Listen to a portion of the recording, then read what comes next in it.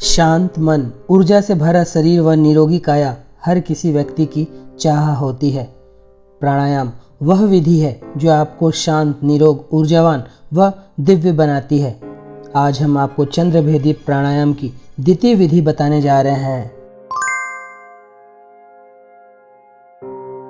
अनियमित दिनचर्या और खराब आदतों के कारण शरीर में कई रोग पनपने लगते हैं। यदि प्रतिदिन योग, प्राणायाम व ध्यान के लिए कुछ समय निकाला जाए तो न केवल शरीर निरोग बनेगा बल्कि मन व आत्मा भी दिव्यता से भरते चले जाएंगे। अपने व्यस्त जीवन में कुछ समय इन जादुई यौगिक क्रियाओं को भी दें तथा शरीर स्वस्थ, मन प्रसन्न व आत्मा दिव्य बनाएं। जब भी आप इन यौगिक क्रियाओं का अभ्यास करें तो विशेष ध्यान दें। प्रसन्न चित्त अवस्था के साथ सभी तनावों को भूलकर वर्तमान में रहकर इन यौगिक क्रियाओं का अभ्यास करें, जिससे आपको लाभ दुगना मिलेगा। प्रतिदिन की नियमित यौगिक अभ्यास आपकी भागती हुई जिंदगी में एक नया आनंद ला सकती है। और सबसे जरूरी बात यह है कि नियमितता। जब भी आप कोई छोटे से छोटा या बड़े से बड़ा कार्य नियमित होकर करते हैं तब असंभव कार्य को भी आप संभव बना सकते हैं। तो नियमितता के साथ इन यौगिक क्रियाओं का अभ्यास करें और खूब लाभ लें। तो सही ढंग से यौगिक क्रियाओं का अभ्यास करिए और अपना ही सहयोग अपने आप को उत्कृष्ट मानव बनाने में करिए। तो चलिए आज की यौगिक अभ्यास आरंभ करते हैं। चंद्रभेदी प्राणायाम द्वितीय करने के लिए किसी भी आसन में व्यवस्थित हो जाइए। हम यहाँ पर आपको पद्मासन लगाकर बताने जा रहे हैं।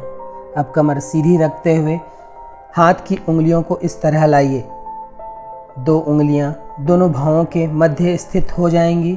अब अंगूठे से दाएं नाक को बंद करें और बाएं नाक से तेजी के साथ श्वास लें। थोड़ी देर रोकें, फिर अनामिका उंगली से बाईं नाक को बंद करते हुए दाहिनी नाक से धीरे से श्वास निकालें। यह एक चक्र हुआ। केवल इस प्राणायाम को कर रहे हैं तो 10 से 15 मिनट तथा अन्य प्राणायाम के साथ इसे 3 से 5 मिनट या 15 चक्र करना पर्याप्त होगा। जिन लोगों को ध्यान लगाना आता है वे आज्ञा चक्र पर अपना ध्यान लगाएंगे और जिन्हें ध्यान लगाना नहीं आता वे दोनों भौहों के बीच अपने ध्यान को रखेंगे। चंद्रभेदी प्राणायाम करने के लिए पद्मासन, अर्ध पद्मासन, सिद्धासन, स्वस्तिकासन, वज्रासन, सुखासन किसी भी आसन में व्यवस्थित हुआ जा सकता है। शारीरिक रूप से असक्षम लोग जो सुखासन पर भी न बैठ पाएं वे बिना हैंडल की चेयर पर इस तरह कमर सीधी रखते हुए भी इस प्राणायाम का अभ्यास कर सकते हैं। हस्त मुद्रा आपको ध्यान मुद्रा या ज्ञान मुद्रा पर रखनी है, इसका आप विशेष ध्यान देंगे।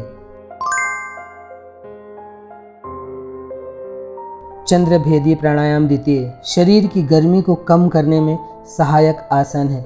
साथ ही इस प्राणायाम को करने से अन्य दिव्य लाभ मिलते हैं। अभ्यासी की कुंडलिनी शक्ति जागृत होती है। ईड़ा नाड़ी प्रभावित होने से शरीर शीतल होता है, रक्तचाप संतुलित होता है, शरीर व मन को नई ताजगी मिलती है तथा आलस्य दूर होता है। शरीर की रोग प्रतिरोधक क्षमता बढ़ती है। शरीर के सभी चक्र व नाड़ियां स्पंदित होती हैं। पित्त दोष को शांत करता है तथा उच्च ज्वर में लाभ देने वाला प्राणायाम है।